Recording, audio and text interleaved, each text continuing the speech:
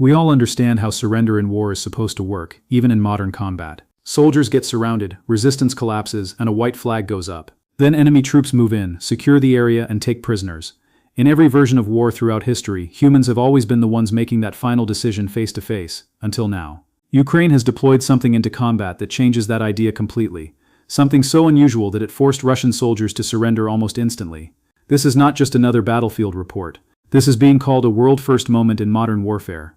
Russian troops reportedly surrendering not to advancing soldiers but to machines. On April 13th, Ukrainian President Volodymyr Zelenskyy revealed something unprecedented. For the first time ever in this war, Ukraine successfully used a combination of ground robots and unmanned aerial systems to capture a Russian position and take enemy soldiers prisoner without a single Ukrainian infantry soldier taking part in the assault. No direct firefight, no troop advance, no human-to-human capture, just machines taking control of the battlefield. According to Zelenskyy, this marks a major shift in how Ukraine is responding to Russia's reliance on manpower-heavy tactics.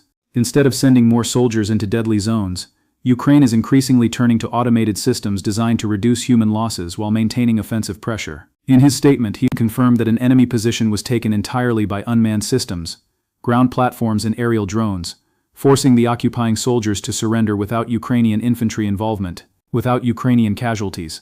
This approach reflects a deeper change in modern warfare. Russia continues to depend heavily on large numbers of troops to slowly push forward. Ukraine, however, is adapting by removing manpower from the most dangerous frontline operations altogether, and the result is starting to reshape the battlefield.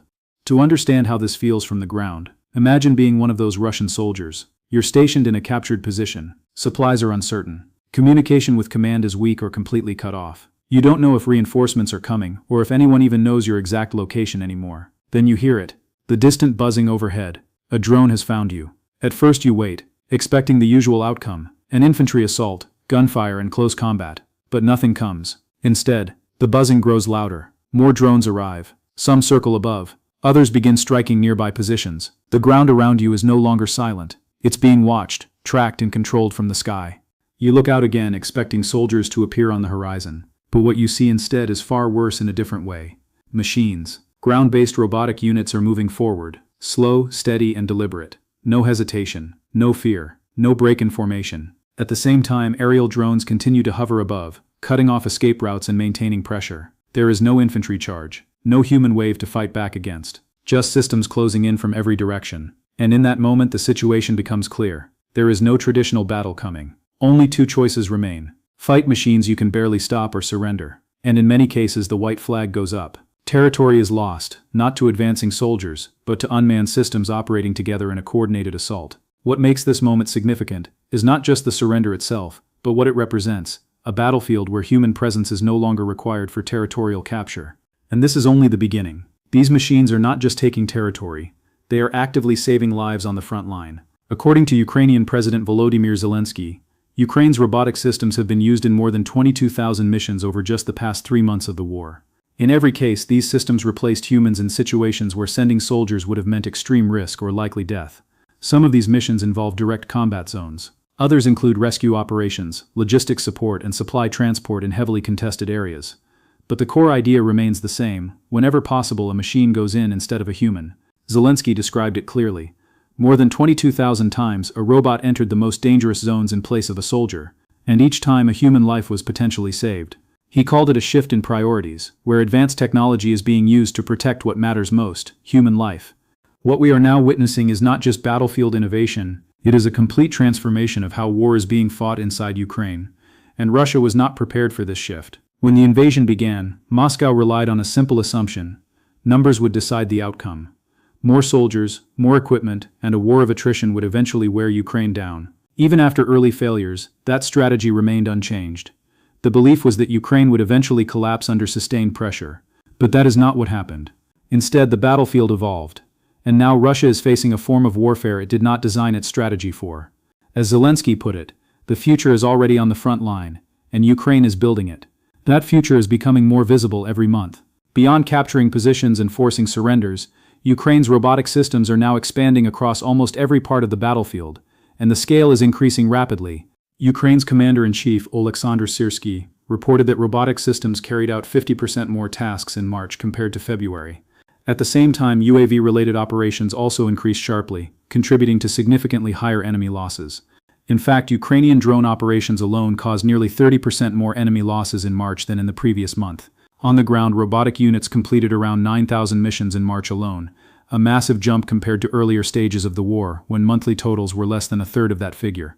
This is not a random spike, it is a pattern of rapid expansion, and it is driven by coordination, production, and scale.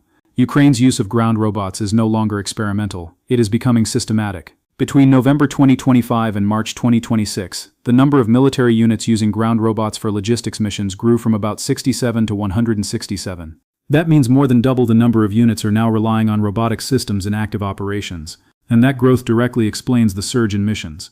More units using robots means more robots on the front lines, and more tasks being automated. At the same time, Ukraine's defense industry is scaling at an extraordinary pace. Ukrainian officials estimate that drone production capacity has reached millions of units per year, with annual output already measured in the millions by late 2025. On the ground robotics side, the ecosystem is expanding just as quickly. Hundreds of companies are now involved in designing and building unmanned ground systems for logistics, evacuation, and combat support. Some military leaders believe this shift will fundamentally change the structure of Ukraine's army. There are projections that frontline infantry requirements could drop significantly over the next couple of years, as more roles are taken over by autonomous or remotely operated systems. In the long term, some estimates suggest that a large portion of battlefield tasks, possibly the majority, could eventually be handled by drones and robots.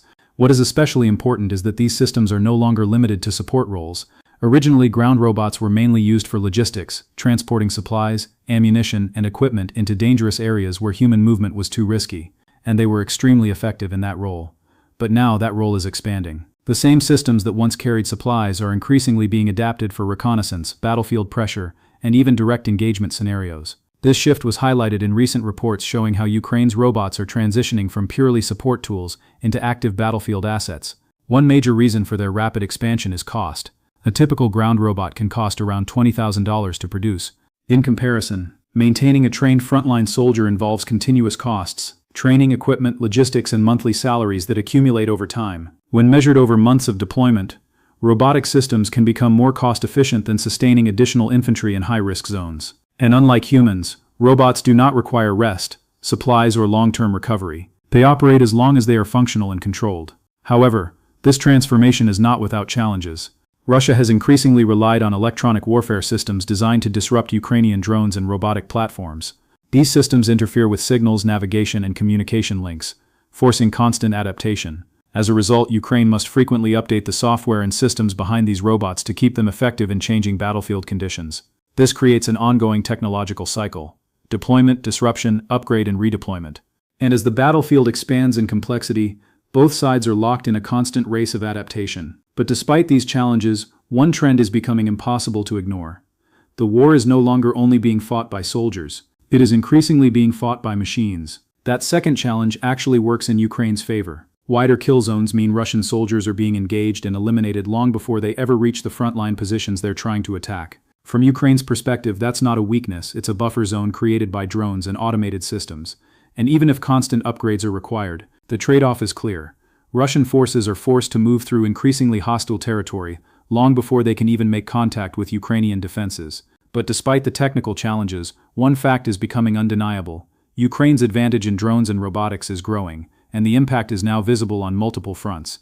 What began as isolated battlefield experiments has evolved into a system that is now shaping both the front lines in Ukraine and strategic targets deep inside Russia. And the scale of that impact is expanding. Inside Ukraine, robotic systems and drones are no longer just defensive tools, they are actively reshaping battlefield outcomes. At the same time, long-range strikes are hitting critical infrastructure inside Russia itself. One of the most significant examples comes from Ukraine's sustained attacks on Russian oil infrastructure. A series of strikes on Baltic Sea export facilities during March and April severely disrupted Russia's ability to move oil through key ports. Reports indicate that up to nearly half of Russia's oil export capacity through those ports was affected, causing major logistical and financial pressure. In one case, large fuel storage sites were destroyed, with losses estimated in the hundreds of millions of dollars when factoring in both direct damage and halted exports.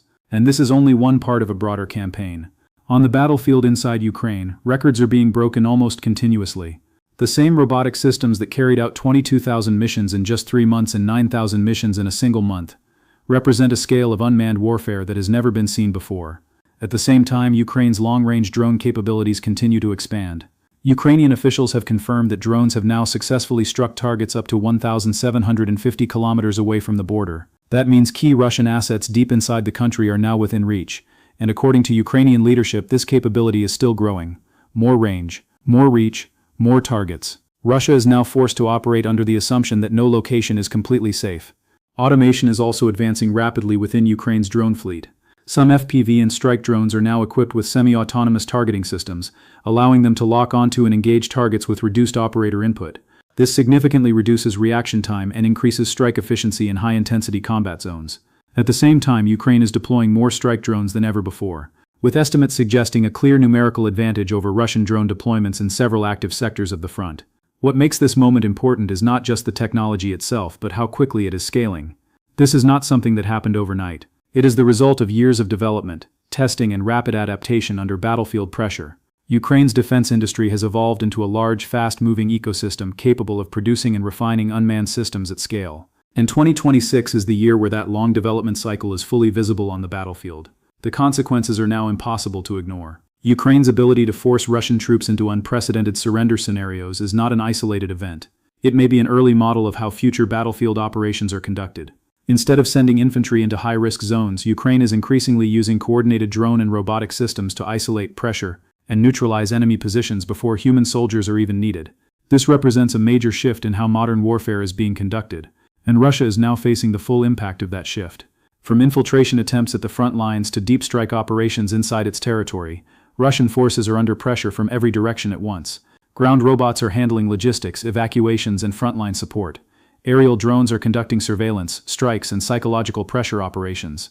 Together, they are forming a layered system of warfare that is difficult to counter with traditional tactics. The result is a battlefield where control is no longer determined only by manpower, but by automation, speed, and adaptation. And in that environment, Ukraine currently holds the advantage. As the situation develops, one thing is becoming increasingly clear. This is no longer just a conventional war. It is a war being reshaped by machines. And the side that adapts fastest is the one that survives.